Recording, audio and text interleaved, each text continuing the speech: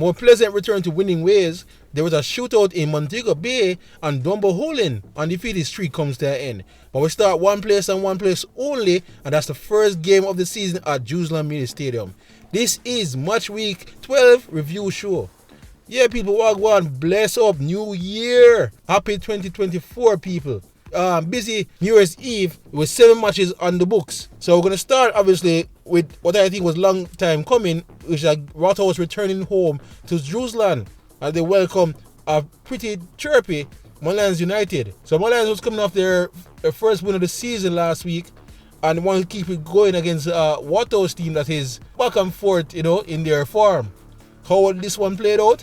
Well, can I tell you, said watching this live, it was a bizarre opening. It's an opening you never see coming, as there's a red card to delay Davy in the 2nd minute out of nowhere that put Waterous immediately at the back foot. I can imagine it showed Marshall's strategy right out of the window, trying to configure what to do. They immediately made their changes, and with Javier Bryan up front, they tried to find him long, and he did well to draw a crucial free kick. But even there was a good distance away, and then from the free kick, it find its way all the way through the box to find Andre Fletcher's foot, who tucked it away and gave them a crucial 1-0 lead despite being a man down. But Mullins, to their credit, rallied back after that, and they tried to knock around some good football. Again, Mullins played well, as they usually are, with some good possession, and they were trying their best to, to chisel them way through the midfield and middle of defense of Waterous without finding much luck. Any chance they get was from shots from way out the box, and it wasn't going anywhere. While Waterous was trying to counter, and with Javier Bryan up there, he was doing well to post up and get some few pop shots off in the box, but they were a bit over the bar or wide. So Waterous was still playing well, still knocking it around, looking likely that they was going to score that second goal until the end of the first half, where Mullins found himself with 2 good chances. The second half started much slower, with less chances, but it all came unstuck undone now when a penalty was found and they was tucked away by Wright in the 69th minute to give the 1-1 draw for Mullins. From there, the game was stretched. It was back and forth with both sides happily looking like they were trying to find the victory. And I can tell you, Waterous got 2 glorious chances to finish off Mullins and some more fluff them lines. While Mullins will be screaming for VAR after this controversial call right here, where they believe they were taken down in the box and deserve a second penalty, but it was not given. Controversy, yes, but can I say the home crowd really thought the guy dived, so the referee probably was safe with that one. But in the end, it finished 1-1, and it was an entertaining game, and the 1-1 does seem just. It seemed as it was a justified result, as both teams really cancelled each other, despite Mullins playing up a man for majority of the game. What are the stats like? Here are the stats. 11 total shots for Waterous compared to 30 Mullins. There were 4 shots on goal by Waterous compared to Mullins 3. So that backed up what I said. Mullins had a lot of the possession, which we expect being a man up, and I was taking a lot more of their shots from outside the box, while Waterous were a bit more calculative in how they approach the final turn.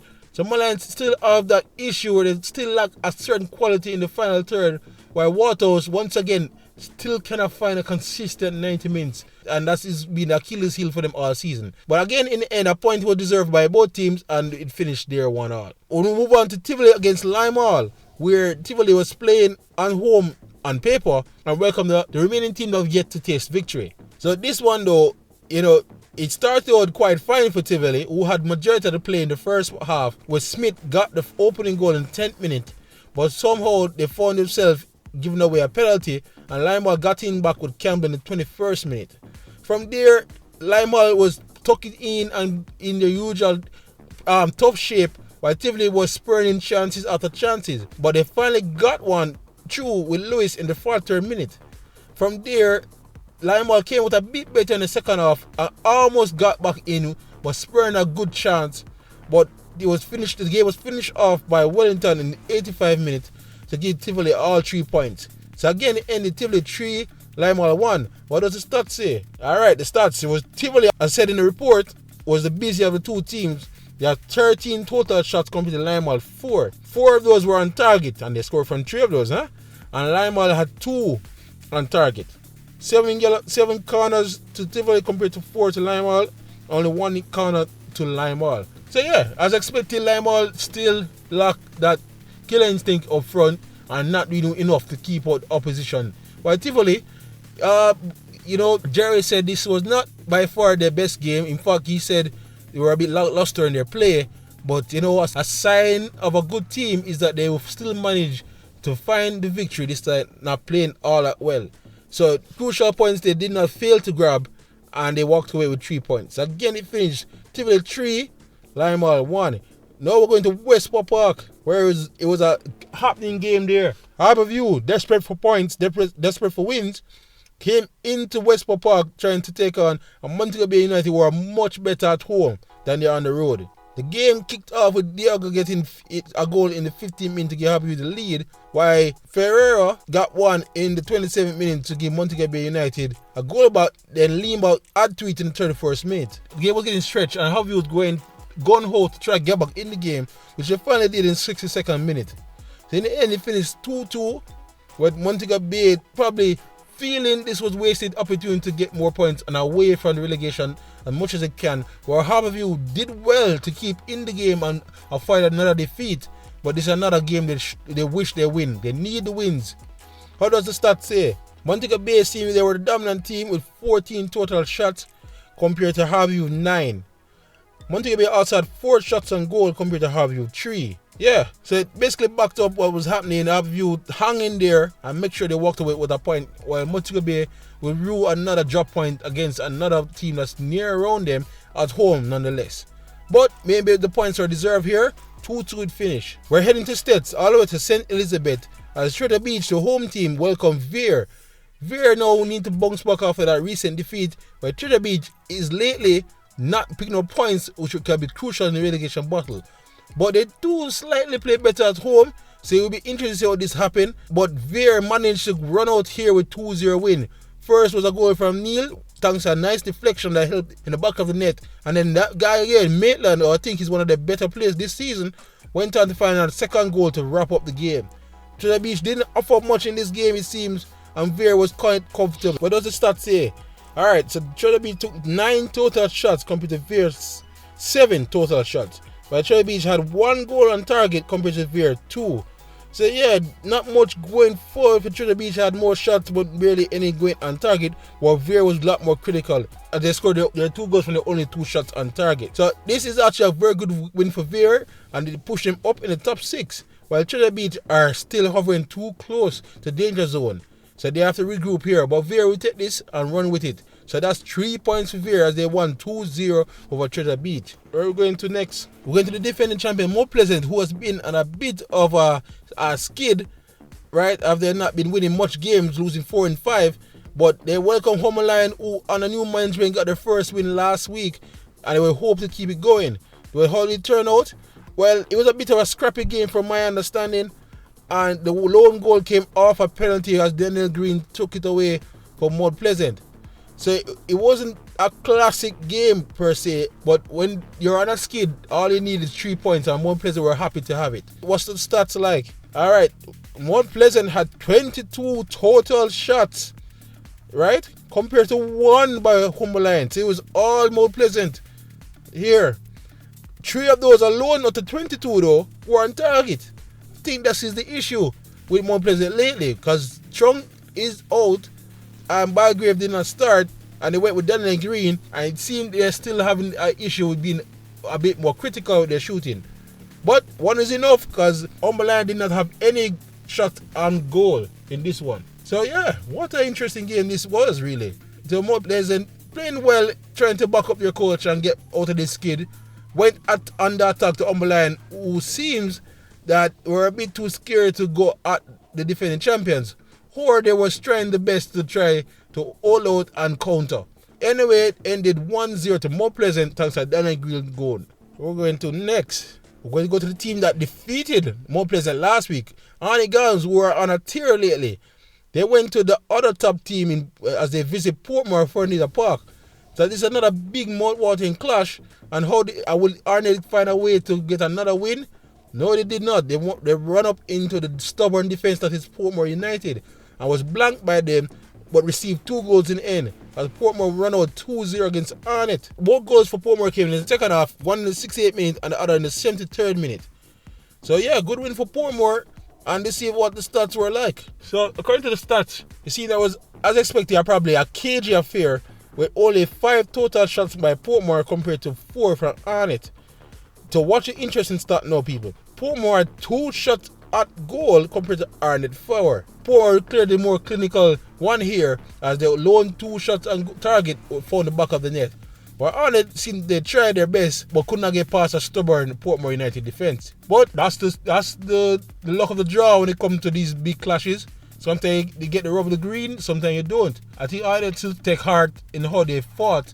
While Portmore, this should make their confidence soar and keep them obviously in touch with not just Arnett but everybody's at the top 3. So a good win for Portmore, and Arnett have to go regroup and try to keep going again as they return home next match. So that's Portmore 2, Arnett 0. Alright, so we'll move on to the final game of the round, and a game where apparently my commentator's curse kicked in because I was waxing lyrically how Dumbo informed last week, saying how they were on 5 to 6 games undefeated and looking great to reach to the summit. Well, they run up into a hot 1-love by Cavalier in the last game at Anthony Spalding Sports Complex. Cavalier managed to get the lone goal by that guy again, Jamara Calvin, in the 42nd minute, while Dumbo did play some good football and try their best and were denied by the post and some good keeping and some good defense and could not break through. So they played some good position football like they usually do as a Lenny High team, but Cavaliers stuck to the guns and ride out the game and win 1-0. What was the stats like? Well, the stats kind of backed up Dumbo great performance, because in the total shots, Cavalier only had 3, while Dumbo had 7. Cavalier only had 1 shot on goal, and of course they scored from it, while Dumbo had 4. So 4 corners for Cavalier, while 5 for Dumbo, and 3 yellow cards apiece. So yeah, Dumbo was playing good, but you know, this is one of those games where it is unlucky and get unstuck by what happened. While the Cavalier would take this and love it. There's nothing good like beating a team who seemed they were at the upper hand and you give them a hard 1-love, especially a team that was in form. So Cavalier now move on up to, if I remember correctly, into 5th place, and they would look to solidify that playoff position. While Dunwallen, well, they didn't play bad, so I think they still should feel confident that they're still a team to be reckoned with. I will come out strong again in the next game. So again, it finished Cavalier 1, Dumbo 0. Yeah, people, that's it for match week 12. Sorry, my son a bit nasally, guys, but a bit under the weather. That's why this episode or this review showed a bit late, but I'm still that try to bring something for you guys. Again, it was a fun week, right? And I have to give credit to my fellow YouTubers and football lovers who took up the mantle instead of Sportsmax not showing any live footage and got out there and got some footage recorded. So credit for the footage, of course, of the Dumbo Cavalier to Unseen Sports and Cavalier YouTube page, while credit to GBS, right, for the footage of Treasure Beach and Very United. So again, it was a fun week, a fun day, and they go again at Wednesday. I think the next round of games Wednesday and Thursday. Let me quickly see if I can run it out for you. Lion Ball will be hosting Mount Pleasant. Humble Lion will be hosting Portmore United. Ver will be hosting Dumbo. Tivoli Guns will be hosting Montego Bay United. And Harbour View will welcome Waterous. On Thursday we'll see Mullins United and Cavalier, where Arnett will be in action again against Treasure Beach. So that's supposed to be the Wednesday and Thursday matches. So games are coming thick and fast as the busy Christmas period, well, already coming to an end, still going strong. But that's it from me, guys. I'm not feeling well. Hopefully, as I'm all good and ready for the midweek matches. But bless up again for everybody who's supporting and all kind words. I try my best for everybody, isn't me? So again, I appreciate it. Like, subscribe, and share, and keep it locked for all teams Jamaican Premier League right here at Jamaica Fun. Big up again, people.